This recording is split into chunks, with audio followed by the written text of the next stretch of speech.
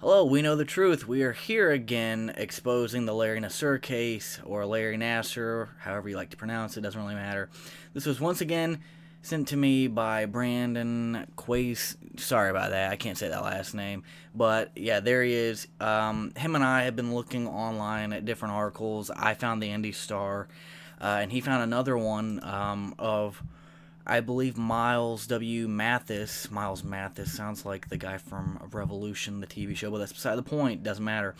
On why I think the whole USA Gymnastics fracas or fracas is fake. This was published February, however you pronounce it, 7th, 2018. So it's rather recent, about 5 months old almost, in another day. And it says, as usual, this is just my opinion based on internet research anyone can do. Hey, that's what we're doing. That's what Brandon and I are doing. In case you don't know, a doctor for the U.S. gymnastics team has recently been sentenced to 175 years. I'm just checking to make sure it's still recording. In jail for molesting. It should be for supposedly molesting young female gymnasts. As terrible as that sounds, there's a very good possibility it isn't true. Why do I say that? Well, because the reports of the trial of this Larry Nassar don't make any sense, which is, as we've touched on in other parts, is accurate. There are parts of it that really do not make any sense at all. But he says, my first clue was this quote from the judge at his sentencing. I've just signed your death warrant. This judge, Rosemary Akalina, also said, I wouldn't send my dogs to you, sir. When I heard that, well, when I read it on an online article. I was like, there's no way they would let a judge get away with that. And this is my opinion. This isn't what he typed. There's no way they would let a judge get away with that without some kind of, reprimandation or something. Some kind of like, the last time a judge did that, they, what was it? They got like, judges usually get in trouble when they impart bias into their sentencings, because it affects and influences the public's perception. And that's another reason why during jury trials, they don't want the judge to impart any kind of, they want the judge to be impartial in a jury trial, because the judge's opinion, most people will respect a judge's opinion. And in a jury trial, if the judge says, well, I think this guy or this girl is guilty, the jury will most likely change their ideology, their beliefs to more accurately reflect the judge's opinion, which is why it's very important that this not happen. Now, I believe that this wasn't a... anyway, I'm just going to move on. I hope I got my point across that the judge should not do that. That sounds like theater, which it does. It really does sound like theater. Since real judges don't talk like that, hey, he just basically confirmed what I said. They actually aren't allowed to, and if she had said that at the end of a real trial, she could be removed from her seat and disbarred. Okay, there we go. That's what I was trying to say earlier. I just forgot how to pronounce disbarred. I mean, not how to pronounce it, what the word was. Talk like that from a sentencing judge is cause for an appeal. That's true, which is why real judges don't say things like that. They don't want to give an appeals court reason to find bias. That's what I just said. But a statement like the first one is way over the top, since it isn't even true. When I first read the headlines, I thought, oh my gosh, she gave this guy the death penalty. Yes, that is very, very, very biased. I thought the exact same thing. When I saw that on Huffington Post and MSNBC and all the other websites around the time that the trial was happening. That is what the words mean after all, but if we read closer, she didn't sign his death warrant at all. She allegedly put him away for life, but that is completely different. Yes, it is. And if you think the 175 years seems like theater, you aren't alone. It is unprecedented, and that is admitted in the accompanying literature. For example, go to the Wikipedia page for this case, and you will find a long backstory, which includes previous offenders in gymnastics. One of these is former coach James Bell. I remember my mother talking about him a long time ago. Convicted of molesting 3 gymnasts in 2003. Okay, yeah, so I was already alive by then. I do kind of remember that. He got in a lot of trouble. He's Now, going back to the article, he's allegedly serving 8 years, and I believe that 8 years is up. Not that 8 years is not 175 years. You will say 8 years in jail is nothing, but go spend a month in jail and then get back to me. Yes, isolation for long, long periods of time does affect the mind psychologically. That's all I have to say about that. I could have started this paper by saying I suspected this trial was fake simply because everything else we have looked at closely has turned out to be fake. Nothing in the news now rings true. That is, I've said that before. The news is staged. It is biased. It is meant to control the masses' thought process, such as there are more than two genders, and that also stemmed from weird fetish groups, and Tumblr was a big pusher of that. I don't feel like a girl, I don't feel like a boy. You're fucked up in the head, but that's beside the point. We are focusing on the Larry Nassar case and exposing Aly Raisman, Mckayla Maroney, and Jordan Weber. And Simone Biles, but I don't really talk about her too much. But they're all liars. They're all in one big group. Nothing in the news rings true, and all of it looks like it's being manufactured in a Hollywood studio to push some agenda or another. We have seen thousands of agents and actors manufacturing events over many decades. That's what I tell people. Government stage things all the time. It happened in Rome. They staged attacks that they did and blamed it on the Hebrews. If you don't know who the Hebrews are, they are the Jews, but I say Hebrews to be more accurate. It's been happening in governments all the time. They'll do something, and then they'll pin it on someone else. Sounds pretty familiar, right? Yeah, he researches each event and compiles a lot of evidence. Let's see, second clue, we have this, blah, blah. Same time as all the other sexual assault cases. I bet anything he's talking about the Me Too movement, because, oh my God, I wasn't really friends with these girls, but I hung out with them every once in a while, and they were the trashy, and that says a lot about me. They were the trashiest of trashy, because I don't like to make people feel like they're outcast. Yes, I do have beliefs that are contrary to most people, but I won't go, if they ask me how I feel about something, I will straight up be, I agree with it, or I disagree with it, I agree with you, or I disagree with you, and I'll try and leave it at that. And I'll be like, that doesn't mean we can't hang out, that doesn't mean this or whatever. They were the biggest skanks ever. Biggest skanks ever. Like, manufactured by the product of movies, TVs, magazines, the internet, seeing all the thong pictures and the sex videos, the pornos and stuff like that, and so they dressed accordingly. And you know the kind of girls I'm talking about. And the Me Too movement popped up, and they were posting Me Too and all these experiences, and I'm like, these are the ones that they told me about, and they were the ones that pushed for the sex. They were the ones that pushed for, they had their clothes off, and they consented to it, and then here they are flipping the story. And I'm not really shocked, because I've had girlfriends that cheated on me, and they flipped the entire story and blamed it all on me. So anyway, I need to get through this. But I can relate to this. Let's see.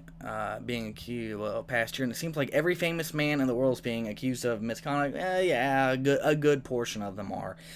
Many are resigning their positions based only on accusations. All this is very fishy, as I showed most recently in my paper on Harvey Weinstein. Oh my God. I've got to say, what was her? Rose McGowan, was that her name? Rose McGowan? Or MacGyver? Whichever one it was. Fuck her. She's mentally retarded. It has all the earmarks of another big project. The Me Too. He mentioned the Me Too. It just was a little bit farther down. Me Too movement is just the most transparent arm of the project. Yep, it's all staged. Obviously being backed by big money, yep, and pushed by the mainstream media itself. They sold a lot of shirts, a lot of bumper stickers with the Me Too. It was all for the money. They don't give a shit about you. Arm of the project, obviously being backed by big mainstream media itself, which is of course owned and run by intelligence and manipulation. You forgot to add that. Hollywood's prominent role in this is also a red flag, since I have shown it is simply another form or arm of the CIA and has been since its founding. In my opinion, this project isn't being promoted to protect women from men. It is being promoted to split the sexes further, making women distrust men even more than they already do. The project is long, and this is only the latest version of it. And why are the sexes being split? Several reasons, but the central one is financial. Okay, this is Okay. Here we go. I'm just going to skip. I'm sorry. It's basically he's repeating himself, but that's okay. He wants to explain himself. He wants to be thorough. Let's go back to this alleged trial. The very name Nassar itself is a potential red flag since it is probably Jewish, and may link Larry Nassar to any number of prominent people. These include Israeli film director Aly Nassar, also Fouad Nassar, allegedly Palestinian, but obviously an agent. To start with, he was a communist, which pegs him immediately as an agent. Communism has been an intel front from the beginning. He was involved in the PLO and its precursors, all of which were Israeli fronts. Yes, 7 people own the world, and I believe most or all of them are Jewish or Hebrew. Also, Wael Nassar, whose bio is very similar. He was part of Hamas, another Israeli front in pretend opposition. His death was faked by Israeli Defense Forces in 2004. Some of this is not entirely verifiable, but it makes sense. So if you want to throw this out and just ignore this part, that's fine. If you want to add it because maybe you feel the same way that I and I believe Brandon do, then, I guess, I don't know. We can't really prove most of this, but if you choose to believe it, you believe it. But know his last name. His father was Sami Judah, which you may wish to respell Samuel Judah. He was recently Deputy Prime Minister of Jordan and is married to Princess Hassan. She went to the Sherborne School for Girls in Dorset, England, and then the University of London. Most of her family was also educated in England at such places as Oxford, that's very renowned, very well known, and Cambridge, very well known. This opens a whole other can of worms I don't have time to get into here. Suffice it to say the royal Jordanian House of Hashim is also Jewish, being installed by British intelligence in the early 20th century. Also see Abdel Karim Al Nassar, supposedly. Now notice this one. Doesn't look right to me. Okay, Nassar, E and E, and I believe. Where's it at? Where's his name at?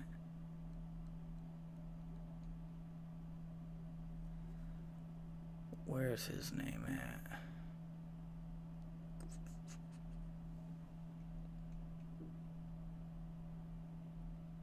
I believe his name is spelled with an A and not an E. I could be wrong.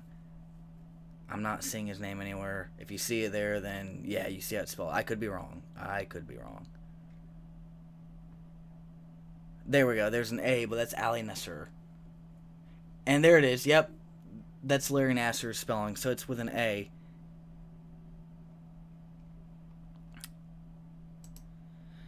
So, with that, I will be skipping. Oh, here we go. Never mind, I just saw something. And now for the frosting. Jacques Nassar is also on the board 20th Century Fox. So you may wish to ask yourself if Larry Nassar's... There we go. It was right there. I'm stupid. 2 different spellings, and he's trying to link all these people together. But just because it's spelled a different way doesn't mean that there's no relation, because generational differences. Some maybe they misspelled it. Maybe the family wanted to change one of the letters of the last name. It happens every so often.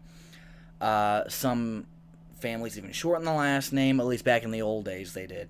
Fake trial may be filmed on their sound stages, just like the moon landing was faked on a sound stage.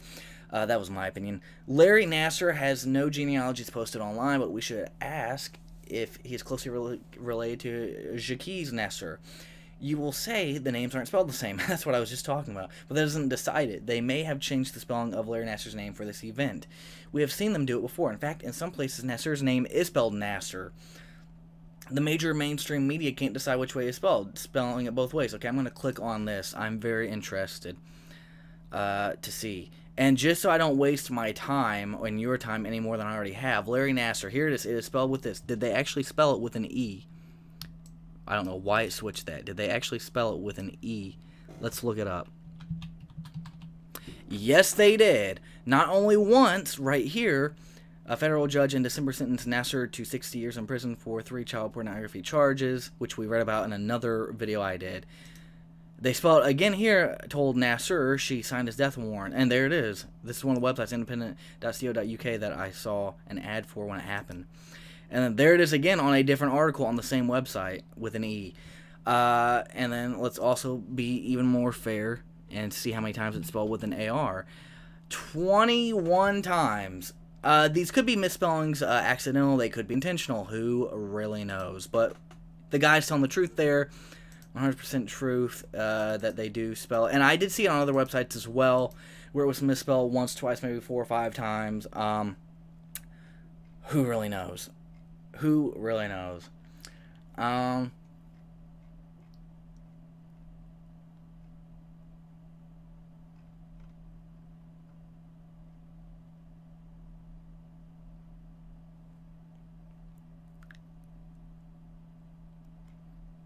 Going back to this. Here we go. Now, if we check Nassar's wiki page, we find several contradictions. He's supposed to have worked for USA Gymnastics since 1986, first as a trainer and then as a doctor. In 1986, he was only 22. In 1993, he got his medical degree from Michigan State, completed a residency, and then completed a fellowship in sports medicine in 1997. And that year, he began working as an assistant professor at MSU, earning $100,000 annually. In 1988, he began working at Twistars as a trainer, and in 1996, he became the doctor for the USA Gymnastics. None of that makes any sense to me, since going to medical school, completing a residency, completing a fellowship, and so on is a full-time job. So is being a professor at a major university. So I don't see how we fit in his alleged career at Twistars and USA Gymnastics as well. For instance, in 1996, when he was first hired by USA Gymnastics, he was already working on the fellowship in sports medicine. The very next year, he was also working as a professor at MSU. So when did he have time to work for USA Gymnastics? In the next paragraph, we learn that Nassar was still working as a professor at MSU in 2016, since that is when they allegedly fired him, which makes it hard to understand how he was also working for USA Gymnastics, which isn't in Lansing, Missouri. It is headquartered in Dallas, Texas, but the gymnastics camps are north of Houston and Huntsville. They admit this is where Nassar was supposed to be, since we were told he was at camp there. It would be pretty hard to hold down 2 jobs simultaneously in Huntsville and Lansing, wouldn't it? We also find out something else very strange. It is known and admitted that Nassar ran for the Holt School Board in Michigan in 2016, receiving 21% of the vote, which isn't too bad. What makes it strange is that we are told the charges against him had already been made public at the time. That makes no sense. Do you think his rivals in that race wouldn't have publicized the charges against him, making it impossible for him to get even 1%?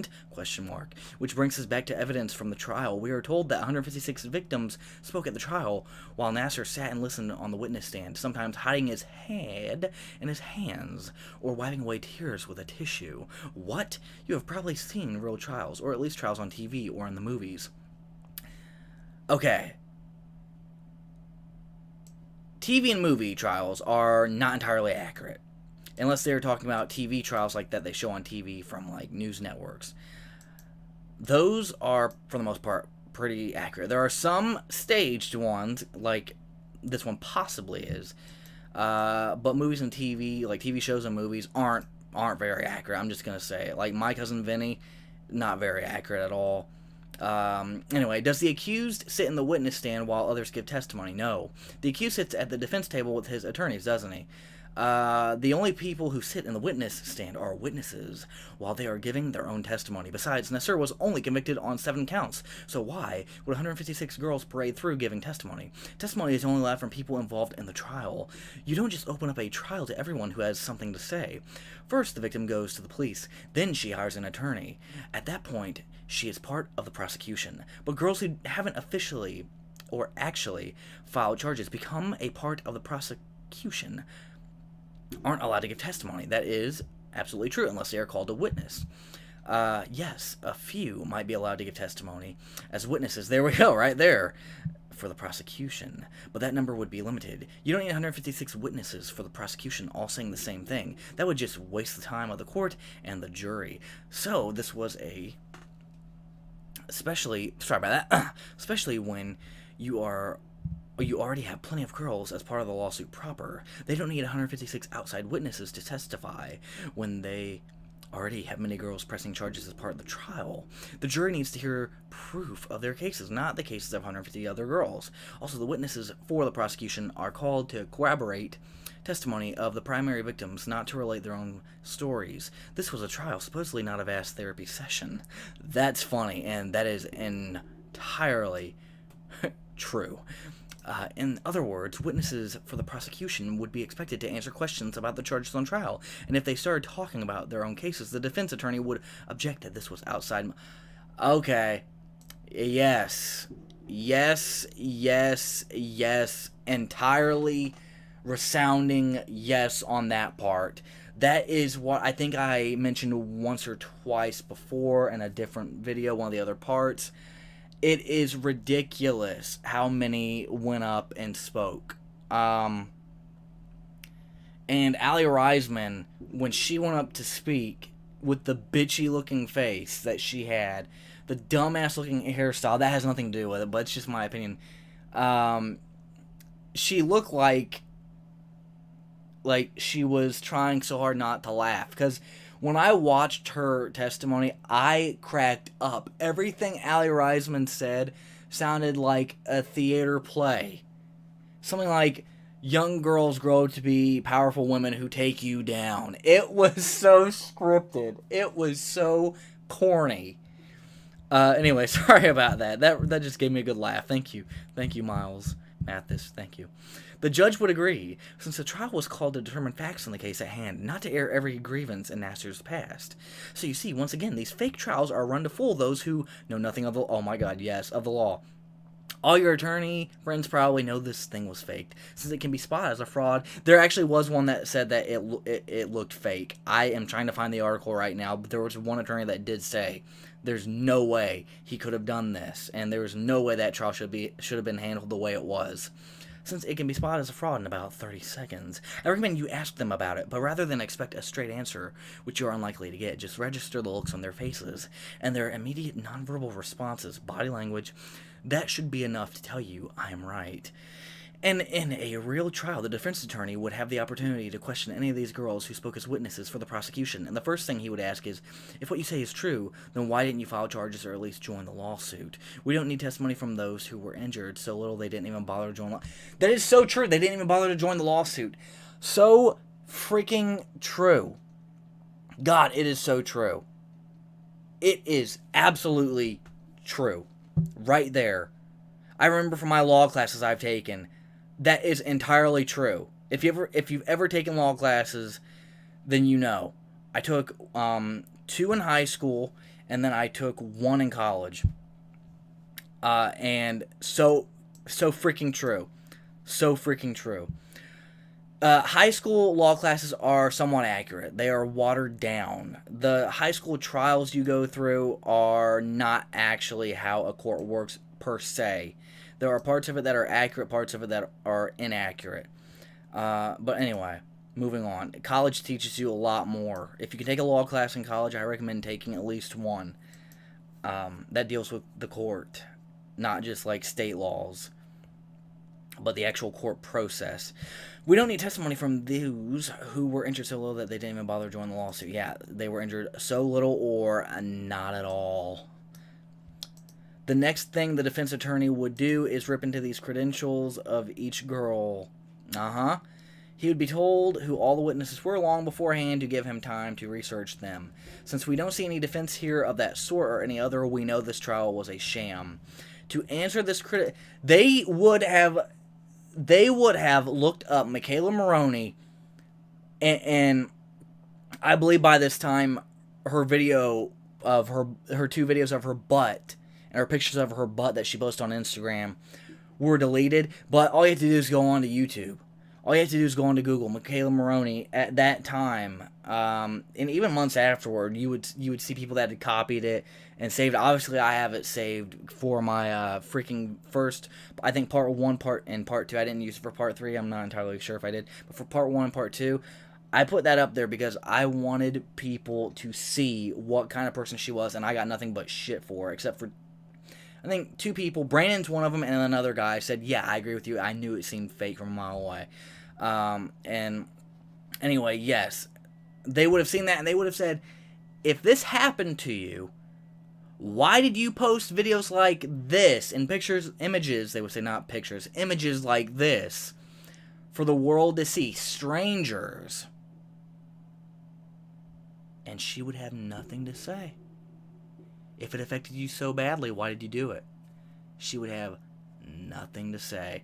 And those nudes that leaked of her when she was 15 that I read about on Google when I was researching one of my other parts, she would have nothing to say. She would be caught. Mckayla Maroney is not that intelligent. She's good at gymnastics, but she's weak in the brain area. To enter this criticism or any like it, we are told the 7 days of victim impact statements were allowed as part of Nassar's plea deal, but that is ridiculous. Do you think his attorney pled with the court to allow 156 victims to come in and slander his client with no chance of rebuttal, whatever you want to, anyway? And what did Nassar get for his part in this plea deal? He got 155 years instead of what, 350 years? The death penalty was never a possibility here, since he didn't murder anyone or commit treason. So I don't understand what deal they were talking about. Now let me go back on this part. The death penalty was never a possibility here, since he did not murder anyone or commit treason. Going back to what he mentioned and what I mentioned earlier. People not knowing the law. Someone stole someone's TV. And you hear everyone, he beat up this guy or this old lady, stole her TV and ran away. Or she stole the TV or ran away after beating them up. They need to be killed. They need to be murdered. That's not in the law. Stealing something does not warrant the death. Even though we may feel it deep down, it's hard to deny our animalistic nature. According to the law, you can't get the death penalty for it. You have to kill someone or commit treason against your nation. So, again, people not understanding the law comes into play on how dumb their opinions really are on stuff like this. In answer to all this, I will be told Nassar's attorney gave up since Nassar pled guilty, but that isn't the way it works in real life. He probably gave up because there's no way anyone would believe what he said. I didn't do it. He has 156 girls. There's no way anyone's going to believe what he says. People are dumb like that. They're narrow-minded. So he's like, I'm guilty. Just to get it done and over with. I'm guilty. Even though he probably wasn't.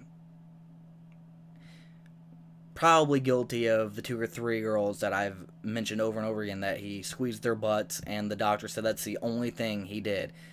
He only did it, I think, 1 per each girl, which is 2 to 3. And the doctors that watch his examination, VHS tapes, videos, what have you, said that's the only thing that he did wrong. They never saw any vaginal penetration. In real life, Nassar might possibly plead guilty, but under a plea deal, he would have done so for a reduced sentence. You don't plead guilty under a deal and then get sentenced to 175 years. You also don't get raked over the coals by the judge.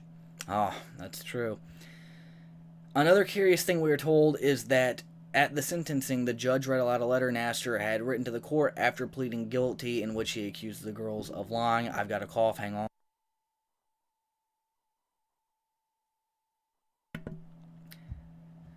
In which he accused the girls of lying and said, hell hath no fury like a woman scorned. Oh my God, there's actually truth to that. In today's world, you scorn a girl for something, they will go on to your Instagram, your Facebook, your Twitter, your Chatterbait, and they will call you every name in the book, post very mean pictures saying you need to die and tie a noose around your neck and stuff like that in the pictures, and showing blood and razors. This should be all over your body. You should be in a hole that's done.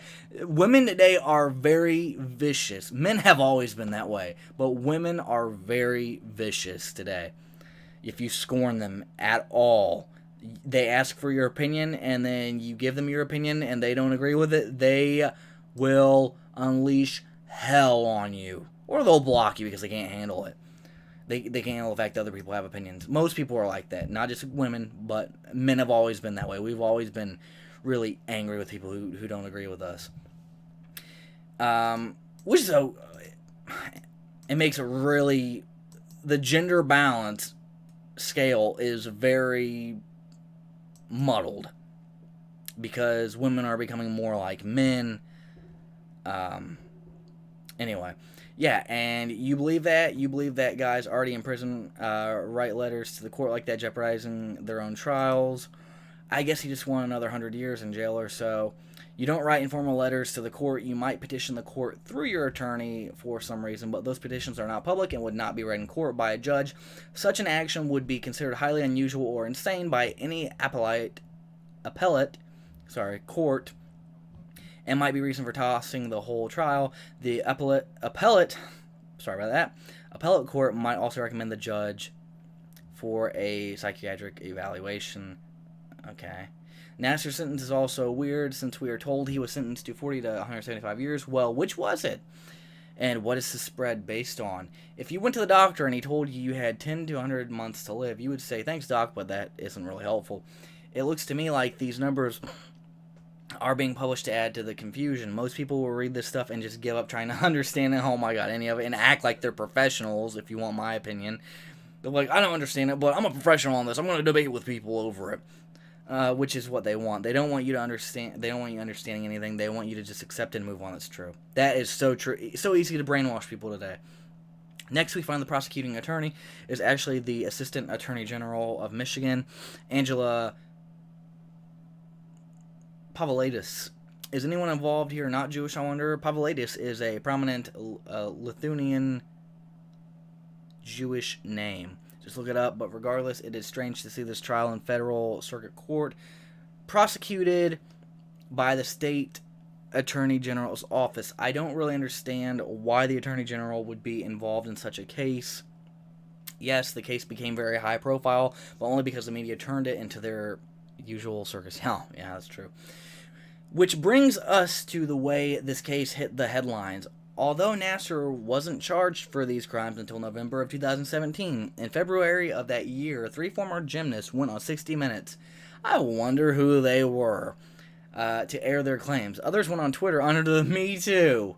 Oh my god, hashtag accusing Nassar. This isn't the way it is done in the real world. The procedure is to go to the police and hire an attorney. Both will tell you to keep the charges out of the media until after the trial, at which time it can be publicized all they want. But normally such girls don't want any publicity either before or after the trial because they don't want people to know that nasty man had his finger up their wazoos. It should be very embarrassing, but curiously, we don't see that here. These girls couldn't wait to talk about it. Yeah, because they want their money and their attention. Some of the initial claims were also curious. At Wikipedia, we are told Maggie Nichols accused Nassar of grooming her by complimenting her appearance. What? So complimenting someone's appearance is now a crime. Good to know. Oh my god, that is so true. A girl will ask you for your opinion. You'll say, oh, you're beautiful, you're sexy, you're hot, you're cute.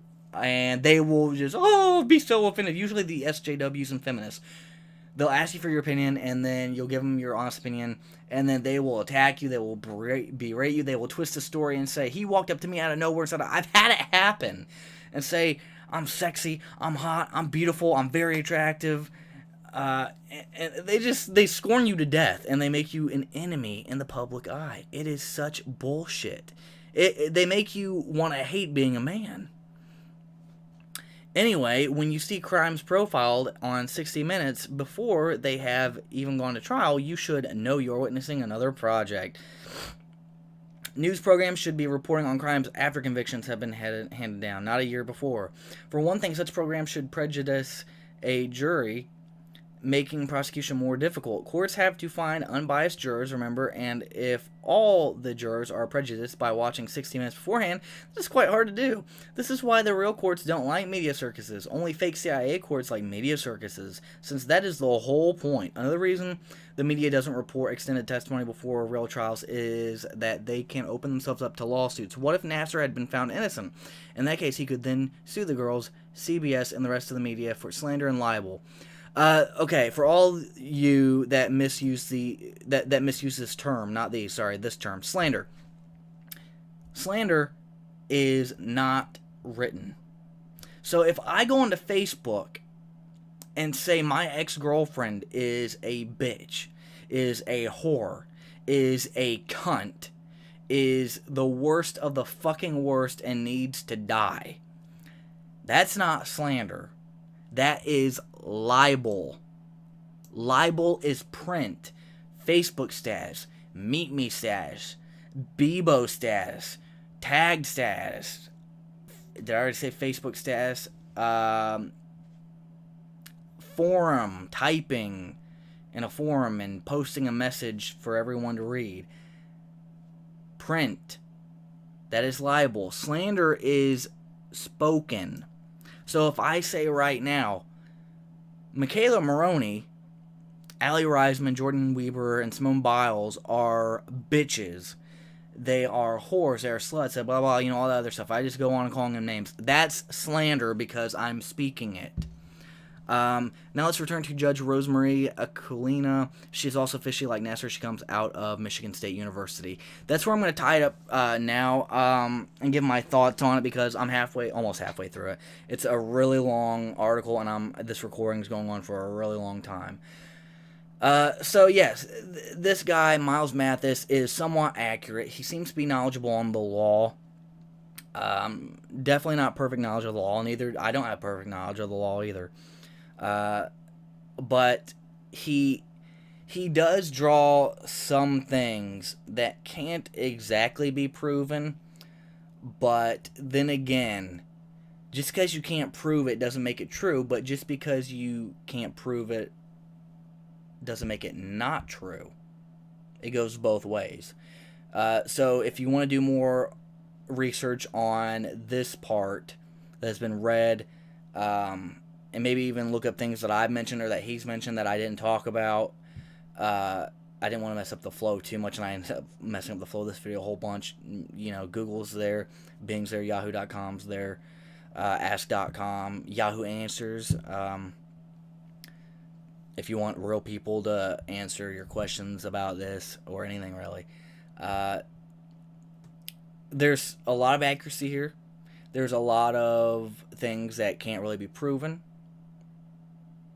Again, because can't prove it doesn't make it true, doesn't make it not true. I will be doing a part 2 to this at some point. Thank you for watching. Hit that subscribe button. Share. If you see this as fishy as well, share this on your Facebook, your Twitter, your Instagram, your Chatterbait, anything like that. And goodbye, friends.